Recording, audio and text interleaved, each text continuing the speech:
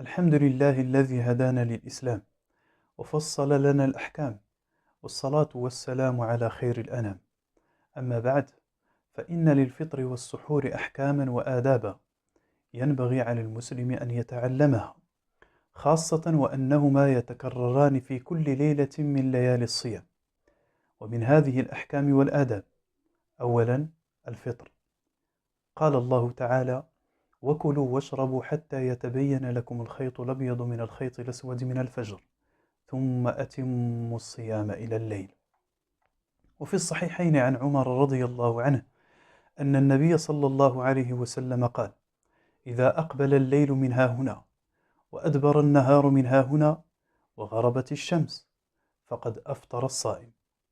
ويسن تعجيل الإفطار، فقد روى الشيخان عن سهل بن سعد رضي الله عنه أن النبي صلى الله عليه وسلم قال: لا يزال الناس بخير ما عجلوا الفطر.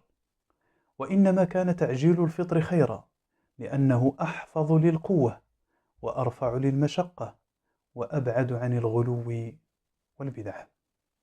وصح عن أنس رضي الله عنه أنه قال: ما رأيت رسول الله صلى الله عليه وسلم قط صلى صلاة المغرب حتى يفطر ولو على شربة من ماء.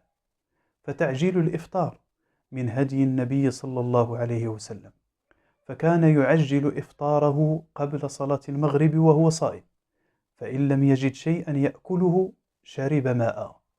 وقد صح عن أبي عطية أنه قال: قلت لعائشة: فينا رجلان من أصحاب النبي صلى الله عليه وسلم، أحدهما يعجل الإفطار ويؤخر السحور، والآخر يؤخر الإفطار ويعجل السحور.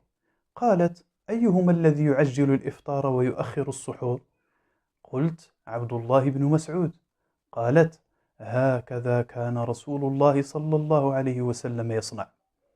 وفي تعجيل الإفطار مخالفة لأهل الكتاب، فثبت عن أبي هريرة رضي الله عنه أن رسول الله صلى الله عليه وسلم قال: لا يزال الدين ظاهرا ما عجل الناس الفطر، لأن اليهود والنصارى يؤخرون، أي يؤخرون إفطارهم إذا كانوا صائمين. فبين أن سبب هذا التعجيل هو مخالفة اليهود والنصارى، وأن مخالفتهم من أسباب ظهور الإسلام. ويسن لمن أفطر عند غيره أن يدعو له، فقد صح عن أنس رضي الله عنه أن النبي صلى الله عليه وسلم كان إذا أفطر عند ناس قال: أفطر عندكم الصائمون وأكل طعامكم الأبرار وتنزلت عليكم الملائكة. وهذا من جميل الآداب التي تزيد التآلف والمحبة. ثانيا، السحور. السحور بضم السين هو تناول الطعام وقت السحر لمن نوى الصيام، وهو بفتح السين الطعام الذي يؤكل في هذا الوقت. ويستحب لمن أراد الصيام أن يتسحر، ففي الصحيحين عن أنس رضي الله عنه أن النبي صلى الله عليه وسلم قال: تسحروا فإن في السحور بركة.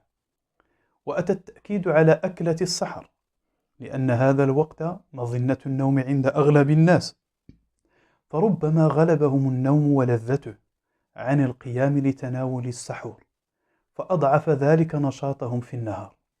ويسن للصائم تأخير السحور ما لم يخش طلوع الفجر، فقد روى البخاري عن أنس رضي الله عنه أن نبي الله صلى الله عليه وسلم وزيد بن ثابت رضي الله عنه تسحرا، فلما فرغا من سحورهما قام نبي الله صلى الله عليه وسلم إلى الصلاة فصلى. فقلنا لأنس: كم كان بين فراغهما من سحورهما ودخولهما في الصلاة؟ قال: كقدر ما يقرأ الرجل 50 آية. فبعد فراغهما من السحور قام النبي صلى الله عليه وسلم إلى صلاة الصبح فصلاها، وهذا يدل على تأخير السحور إلى قبيل صلاة الفجر مباشرة. والسحور بركة. وفي الصحيحين عن أنس رضي الله عنه أن النبي صلى الله عليه وسلم قال: تسحروا فإن في السحور بركة. وصح أن رجلا من أصحاب النبي صلى الله عليه وسلم دخل على النبي صلى الله عليه وسلم وهو يتسحر فقال: إنها بركة أعطاكم الله إياها فلا تدعوه. وهذا يوضح أهمية السحور للصائم، وأن هذه الأكلة فيها بركة مادية ومعنوية له. ومن تلك البركات التقوي على العبادة عموما، والتقوي على صيام اليوم، وزيادة النشاط، ومدافعة سوء الخلق الذي قد يثيره الجوع، وفيه تدارك نية الصوم لمن أغفلها قبل أن ينام. ووقت السحور وقت مبارك، فهو وقت النزول الإلهي كما يليق بجلاله وعظمته. ففي الصحيحين عن أبي هريرة رضي الله عنه أن النبي صلى الله عليه وسلم قال: ينزل ربنا تبارك وتعالى كل ليلة إلى السماء الدنيا حين يبقى ثلث الليل الآخر، فيقول: من يدعوني فأستجيب له، من يسألني فأعطيه، من يستغفرني فأغفر له. وقد أثنى الرب سبحانه على المستغفرين في هذا الوقت فقال: والمستغفرين بالأسحار، وقال: وبالأسحار هم يستغفرون. والقيام للسحور سبب لإدراك هذه الفضائل ونيل بركات الدعاء والاستغفار بإذن الله. وفي السحور مخالفة لأهل الكتاب.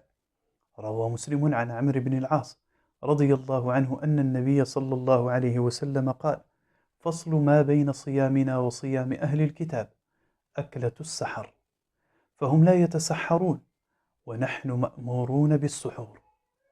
ويسن التسحر بالتمر، فقد صح عن أبي هريرة رضي الله عنه أن النبي صلى الله عليه وسلم قال: نعم سحور المؤمن التمر، أي من خير ما يأكله المؤمن عند وقت السحر استعدادا للصيام التمر. نسأل الله أن يعيننا على اتباع سنة نبيه والالتزام بهديه في كل شأن وفي كل حين.